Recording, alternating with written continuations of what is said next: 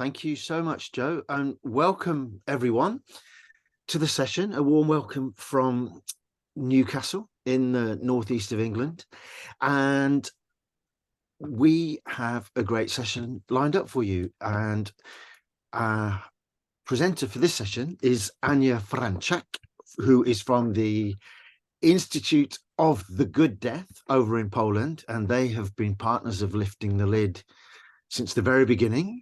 And so for the third time around, playing a big part in the festival. And Anja has been doing lots of different things, but this is the first time that she's going to be presenting this project in public. And she's going to be talking about how art can be an invitation to meet our mortality. So I don't really want to say too much more than that, so we can get straight on and make the most of our time. If you've got questions as Anja's speaking, please put them in the chat. And if you just write question at the beginning, just to flag it up, because the chat's been really busy this morning. Also, feel free to comment and say, wow, amazing, interesting, never knew that. Feel free to also, just in case we don't get time to answer all the questions, add your email as when you ask the questions, because then what we can do at the end is save the chat and Anja can respond to any burning questions that we've not had time to get to in the session. So without further ado, please also feel free to turn your videos on so that we can see you. Don't be shy. And Anja, joining us from Warsaw, from a cultural centre in the heart of Warsaw, take it away. Thank you, Andy, for the introduction, and thank you, Joe and Victoria, for inviting me once again. Welcome everybody. My name is Anja. I work as an end-of-life doula and a grief counselor, and also as a ritual celebrant, creating personal rituals and farewell ceremonies. And for the last almost 4 years, I have been running an organization called the Instytut of the Good Death. And this organization is dedicated to education, to raise the level of education on things related to the dying process, to palliative care, to funerals, to rituals, to grief support, bereavement support. So we organize a lot of trainings, workshops, conferences, but actually we are an interdisciplinary initiative. So on the one hand, we organize educational events, and on the other hand, we organize cultural events and artistic events. So behind our organization, there is a collective with a group of very different people. We are around 100 people in our collective. So there are, on the one hand, there are doctors and nurses and hospital staff. And on the other hand, there are funeral directors, there are researchers from different universities looking into the topic of death through history, anthropology, sociology. And in our collective, there are also artists, writers, photographers, filmmakers. And we try to do things together to create synergies between our fields of work, because we believe that actually this multi-perspective view is the only way where we can really go in deep into the subject of death, or maybe of any subject. So everybody of us knows like a little tiny fragment, and then if we start to piece things together, maybe together we can get a deeper insight. So we organize training and educational events, for example, at cultural institutions. So when we do trainings for nurses or doctors or funeral staff, we don't do them necessarily at a hospital, but often at a theater or in a gallery. So we're trying to bring these so-called difficult topics into spaces that people relate with in a warm way. Like, people know the theater, they like going there, they know that this is where they meet nice people, where they can experience interesting things. And so it's a bit a guerrilla strategy actually to bring the topics that people are rather hesitant to meet into spaces where people easily open up. So I would like to show you one project that we realized this summer. It was a 2-week art performance in the city of Wrocław, in an art gallery right in the city center, right on the main square. And it took 2 weeks. So there was the main performance that I will now talk about. And around that performance, there were death cafes, lectures. So there was a whole program that was run by the people in our collective. And also all the materials used there, the ceramics, the coffin, you will see in a minute, it was all built by the people from our collective. So now I will switch on my presentation. It's just photos, actually. I will show you pictures of what this performance looked like. So the title was Nasza Śmierć, which means our death. And the whole performance started in an empty gallery, and I carried wood and tools into that gallery, and we built a coffin there. And people who came into the gallery could just help me build a coffin. So on the left side there you see me next to the coffin, and the people there, some are from the gallery team and some are just people who randomly passed by and entered, and some are people who saw an announcement of that event and especially came there to participate in it. So we did a DIY coffin building session there. There was a guy from the gallery who helped with the tools. So for some people, it was even the first time in their life that they were using a drill or tools. And there was a lot of talking going on, like strangers got into dialogue with each other about what we are doing here. And of course, about death, about grief, about when they saw a coffin the last time, when they were at the funeral of a loved one. So it was an invitation really to get into contact through dialogue, but here you can see also physically, because there was a little splinter in the finger of this person. It was a very warm atmosphere that kind of created itself there. So the first phase of the exhibition was this construction. I really love this picture of this lady. It was the first time in her life that she used any tools, and people were just really engaged and proud that they could contribute something. Here in the background you see a wall on which it says "Póki jeszcze żyję" in Polish, while I am still alive, and then the same in Ukrainian language, because we have a lot of people from Ukraine in Poland at the moment. And this was a wall that was empty at the beginning, and over the course of the 2-week performance, people could use brushes and paint and finish the sentence. So you will see later what the wall looked like in the end. While we were constructing the coffin and working with the wood, other people were working with textile to create the inlay, to create a mattress, and all the materials that were used during the performance. It was very important for me that they are beautiful, they are eco-friendly, that they have a nice touch. So we didn't use any polyester, but organic cotton in beautiful colors. So the intention was also to create a coffin so the shape is familiar, but actually the colors and the materials are different, because here in Poland there is not really a variety of what coffins look like. We don't have wicker coffins as you do in the UK. There are hardly any cardboard coffins. It's usually like these really classical, glossy, wooden, heavy coffins. So I also wanted to show that coffins can look differently. So people sew the mattress and the pillow. So we tried to make it really cozy. And also together with the gallery visitors, we created little balls of soil that contained flower seeds. Those were used later, and you will see how they were used. So next to me, you see Razalina Buzel. She is an artist from Belarus who helped me with certain aspects of that installation.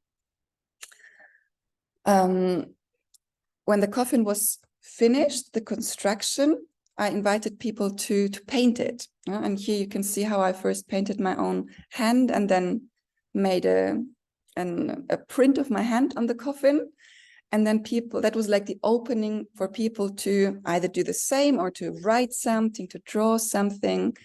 So the next phase was people getting creative and using, different colors on the coffin and also on the wall, where they already started to write what they want to do while they are still alive. Because that was actually the main question, I guess. Whenever we talk about death, I think basically the most present question is actually, how do we want to live? How do we want to spend our time before we die? Yeah, here you can see the curator of the gallery, and the sentence that is written on the coffin, umieram kochając niedoskonałość. It means I want to die while loving things that are not perfect. So somebody wrote that onto the coffin. Other people painted rainbows. Here you can see like an overall view of the situation. Some are working on the coffin, some are writing on the wall. And here you can see that the coffin is getting already very colorful. So in the end, it looked like this. So that was the other room in the gallery where the coffin was there for 2 weeks. And around it, there were flowers, candles.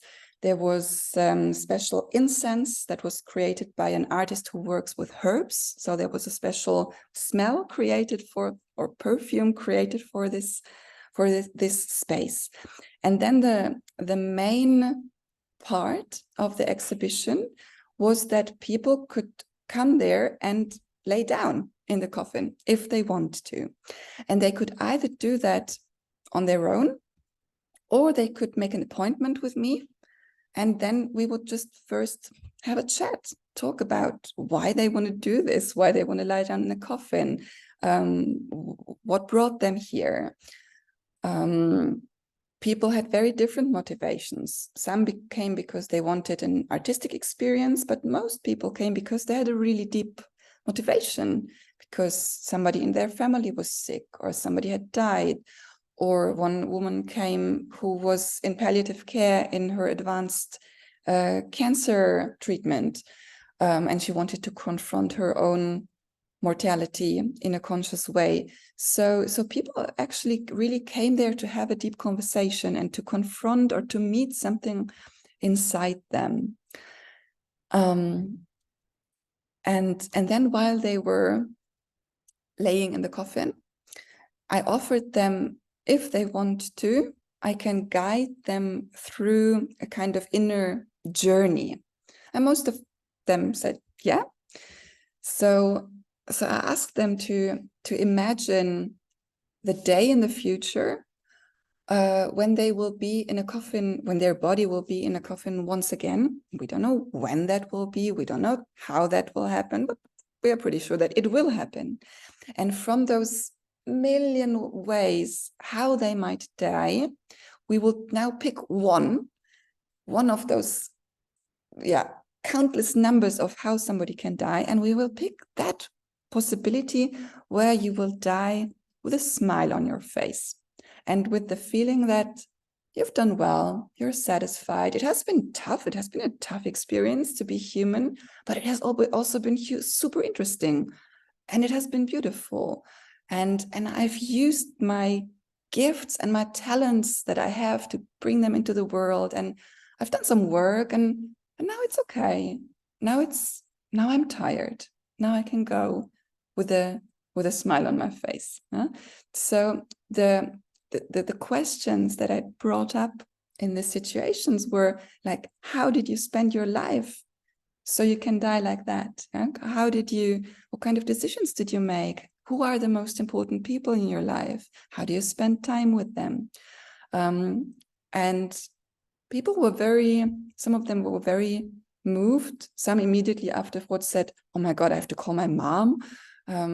Some people said, well, I expected this to be about death, but it wasn't about death at all. This was about my life.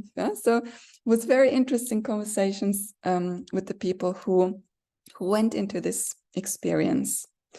So when I slowly brought them back into here and now, we had a little kind of debrief. How was it? And then I invited them to now go to the other room where there is the wall, where they can finish the sentence, like what they want to do while they're still alive, and to enter another part of the installation, which was a spiral on the floor.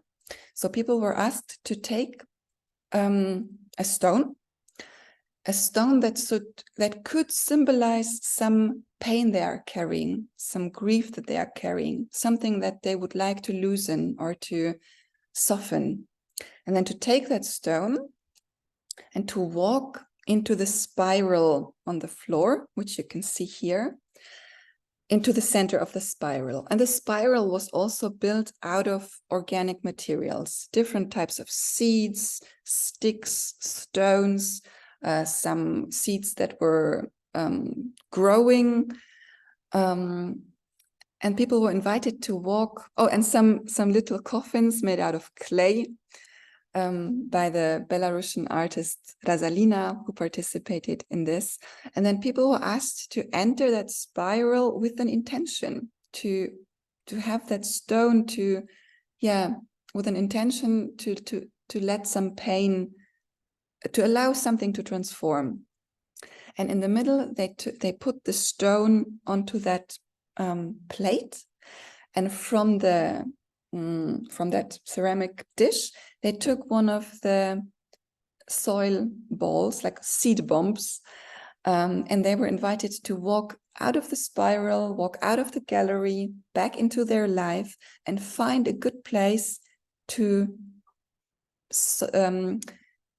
put the seeds into the ground, to symbolically invite something new, to invite something to grow. And for me, it was my first exhibition. So for me, it was really, really moving to see that people really accepted this invitation. Like people were really into it, like into using the coffin to lay down, but also really actively using this space of symbolically transforming something, of writing something onto the wall. It really felt like it met an unexpressed need. So here in the background, you can already see a little bit the wall, how it evolved, how more and more people wrote things there. And then after 2 weeks, the final days of the performance were actually packing things up, like all the materials we used, all the seeds, all the sticks, all the flowers. We put them all into the coffin in a ritual way. I love this picture. It's the flowers that grew in the little coffin, and they just took the roots took the shape of the coffin. So we put all the material that was used, we put it into the coffin. In a conscious and ritual way. Different stages of decay were visible. And then after everything was wrapped up, the funeral director came with the hearse, and we carried the coffin to the car over the main square of the town. So it was in a public area. It was quite an interesting sight. People were like wondering, asking questions, being a bit kind of disturbed or laughing, or all kinds of reactions. So the coffin was then transported to the crematory. Here we can see it leave, and it was cremated. And then the ashes of the coffin, or let's say the ashes of the exhibition, came back to the gallery. And here you can see what it looked like on the final day. So in the middle, you see an urn, which has the shape of a coffin. And inside are the ashes of the exhibition. Around it, there was a mandala. And in the background, you can see the wall with the wall of wishes, the wall of intentions. So it all ended with a little ceremony, with a little circle where people could share what they experienced. Here you can see how people take some seats to enter the circle. And then we sat down and we did some sharing what people experienced. We destroyed the mandala, like we gathered all the material, and everything was given back to nature. Like all the seeds, all the sticks, we returned it to where we borrowed it from. And the very final moment was that we all walked together to the river. We took all the stones that were used and we walked through the city. Here you can just see me still cleaning the mandala. So we walked through the city. On the left side, you see my husband and my dog, who also participated. And we walked through the river.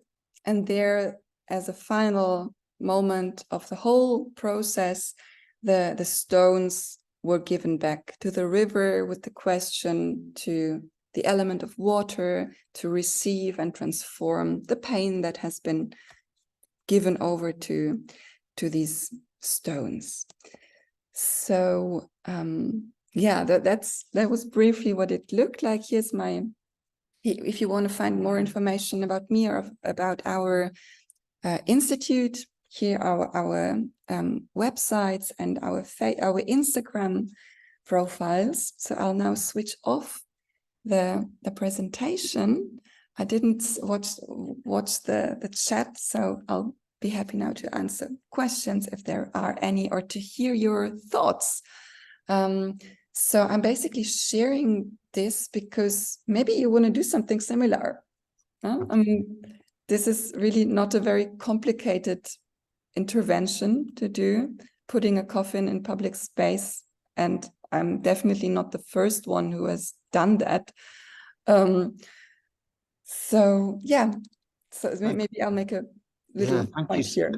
Thank you so much, Anja. And just because you weren't obviously following the chat, basically it was full of really supportive and just people really just saying, this is beautiful, this is fantastic, I love it, and yeah, that it just keeps getting better and better. What a beautiful idea, and perfect execution is what Victoria had to say. I just see one remark that what was so Elizabeth wrote, what was lying in a coffin was the surprising snugness of it. It was really fascinating how different people reacted, because some people were like, whoa, this is a coffin, and like really serious. And some people were like, this is so cozy. I thought it would be claustrophobic, and it's really nice. And then others were like, yeah, this is just wood. These are panels of wood. Actually, I don't feel anything. So the variety of reactions was very, very broad. Yeah. So we've got a few questions starting to come in. And I guess probably an obvious first one is just, what was the origin of the idea for this? And you said it was the first time you'd done something like this as an exhibition. So I'm curious to know how that idea began. How did you fund it? How did it all come together? Well, I mean, the inspirations came from very different things that I've done over the course of the last 5 to 6 years. So I've worked at a funeral institute in Berlin where they often paint coffins, or let the family paint the coffin. I regularly invite people to grief circles where we use these rituals with stones and water. So basically, I put this all together from different things I did over the past years. And actually this idea to make an installation where people can lie in a coffin, I had it 20 years ago in my first years at university.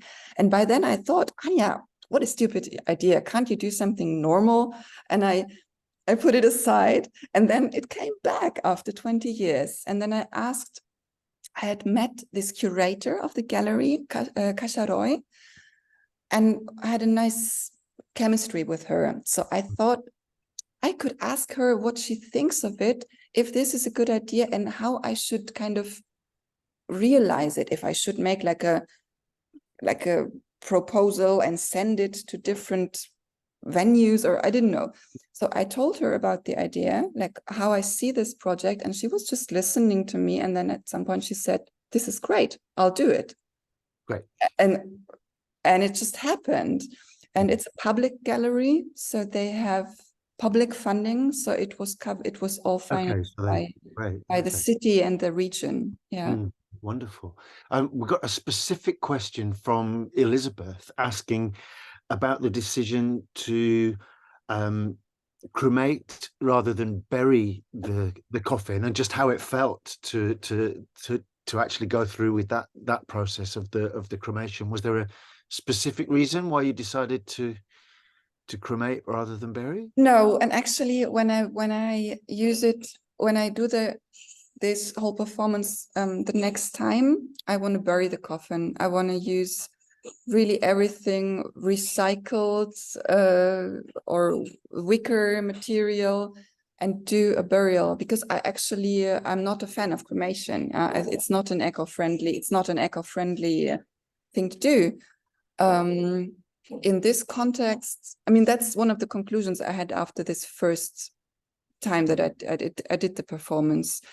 When I wrote the concept, it just felt natural, it felt logical, it felt very symbolic. I mean, the moment when actually the ashes returned to the gallery was really beautiful. Yeah.